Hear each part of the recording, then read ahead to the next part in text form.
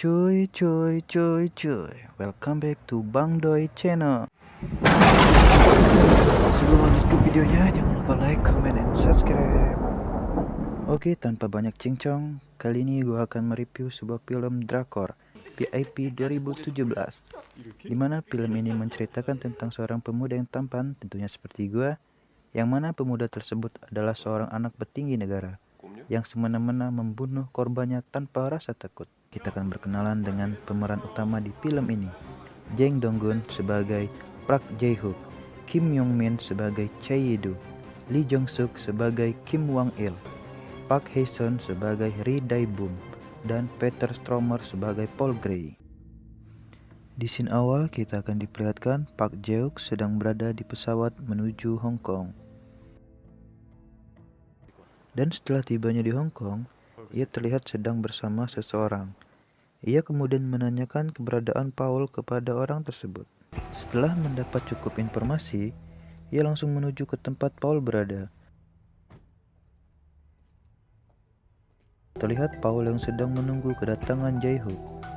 Ternyata pertemuan mereka adalah permintaan dari Paul untuk meminta bantuan kepada Jae-hook agar mengawal seseorang dari gedung ke suatu tempat. Sebelum Jae-hook pergi dari tempat tersebut, Paul juga memberikan pistol dan beberapa kunci untuk masuk ke dalam gedung.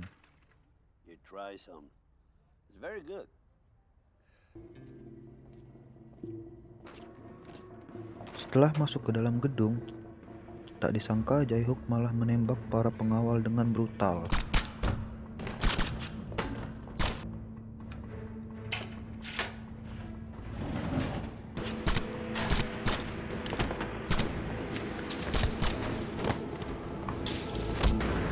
Scene flashback 5 tahun yang lalu, di mana ada seorang gadis yang cantik sedang berjalan sendirian sambil menikmati indahnya pemandangan. Tak lama dari itu datanglah sebuah mobil yang melintas. Ternyata itu adalah Kwang Il dan dua anak buahnya.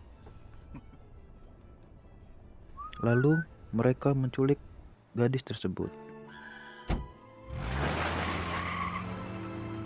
Di lain tempat, kita diperkenalkan dengan seorang komandan Badan Intelijen Korea Utara bernama Lee Dae-bum, yang pada saat itu sedang berada di sebuah perkampungan, tempat pembunuhan berantai, di mana satu keluarga dibunuh secara brutal. Setelah memeriksa tubuh korban, Lee tak sengaja menemukan luka tembak di salah satu tubuh korban. Lantas saja, ia langsung menghajar anak buahnya karena tidak melapor bahwa ada luka tembak pada tubuh korban. Di saat Komandan Lee memeriksa rumah tersebut, ia menemukan sebuah foto keluarga, yang dimana ternyata mereka adalah keluarga dari gadis yang diculik oleh Kwang Il dan dua anak buahnya.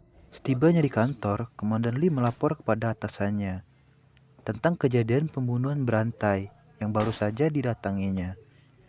Tetapi bukannya diberi tugas untuk menangkap pelaku, sang atasan malah membebas tugaskan kepada Komandan Lee beserta anak buahnya beralih ke Kwang Il. Ia tengah menyiksa dan melecehkan gadis yang ia culik bersama anak buahnya. Terlihat juga mereka menyuntikkan obat penenang ke wanita tersebut. Dan tak lama dari itu, Kwang Il langsung membunuh wanita itu dengan kawat yang dililitkan melalui leher wanita tersebut. Singkat cerita, 3 tahun kemudian, kita akan dibawa ke Korea Selatan, tepatnya di kota Seoul. Yang mana saat itu, warga Seoul tengah dihebohkan dengan berita penemuan mayat seorang wanita yang dibunuh secara brutal. Kita akan diperkenalkan seorang anggota polisi yang bernama Chae Ye-do, yang saat itu tengah berada di lokasi penemuan mayat. Ia dibantu oleh beberapa anak buahnya mulai melakukan investigasi. Setelah banyak penyelidikan, akhirnya tim forensik menemukan bukti yang kuat, di mana sebuah DNA yang tertinggal ditemukan di alat kelamin seorang korban. Dengan bukti itulah, Chae Ye-do mendapatkan surat untuk meringkus pelaku. Sementara di tempat lain, kita dilihatkan Park Jae-hook yang tengah berbincang dengan atasannya, yang mana ia adalah seorang pemimpin dari BIN, Badan Intelijen Negara, yang mana mereka tengah membahas pelaku utama pembunuhan sadis yang telah terjadi. Yang mana pembunuhan ini adalah tamu VIP mereka, seorang putra dari petinggi negara di Korea Utara. Orang tersebut bernama Kwon Il.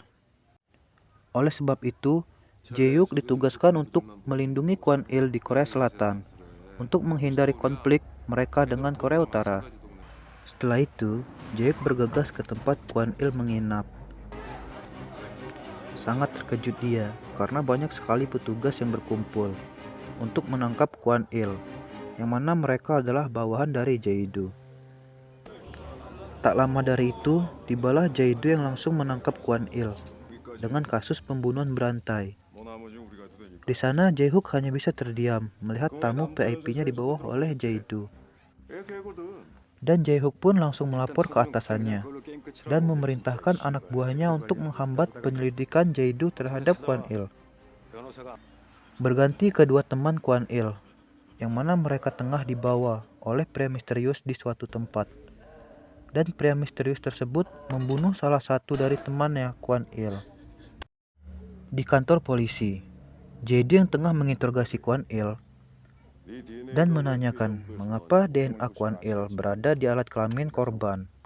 Jae-do pun dibuat bingung dengan jawaban Kwon Il yang berdalih dengan alibinya bahwa ia berada di suatu tempat saat insiden pembunuhan itu. Lalu ia memerintahkan anak buahnya untuk mencuri kaset CCTV dari rumah Kwon Il. Di tempat lain juga terlihat anggota BIN yang tengah mengawasi Jae-do dan anak buahnya. Tiba-tiba saja anak buah dari Jae-do berteriak bahwa ia telah menemukan bukti rekaman bahwa Kwon In telah berbohong dengan penjelasan yang diberikannya itu. Sontak oleh karena itu, Jae-do bisa menangkap Kwon Il. Di sisi lain, anggota BIN berhasil menemukan salah satu teman dari Kwon Il. Rupanya sebelum itu, Jae-hyuk menemui atasan dari Jae-do untuk menukarkan tersangka utamanya. Jae-do yang tidak terima pun menemui atasannya untuk meminta penjelasan. Tetapi atasannya meminta Jae-do untuk menyerahkan Kwon Il kepada BIN dan menutup kasusnya. Jae-do pun berlalu pergi bersama rekannya dan meminta rekannya mengantarkan ia ke apartemennya. Sesampainya di apartemen, Jae-do pun merasa ada seseorang di apartemennya itu. Dan benar saja, ternyata ada seorang pria yang tengah duduk di apartemennya. Pria itu bernama Ri Dae-bum, komandan divisi keamanan dari Korea Utara yang pernah gagal menangkap Kwon Il. Lantas, Jae-do menanyai apa tujuan pria tersebut menemui dirinya. Bagaimana kelanjutan kisahnya dan apa motif dari Dae-bum menemui Jae-do? Jangan lupa saksikan di part 2. Gua Bang Doy undur diri. Jika ada salah kata gua mohon maaf. See you the next video. Bye bye.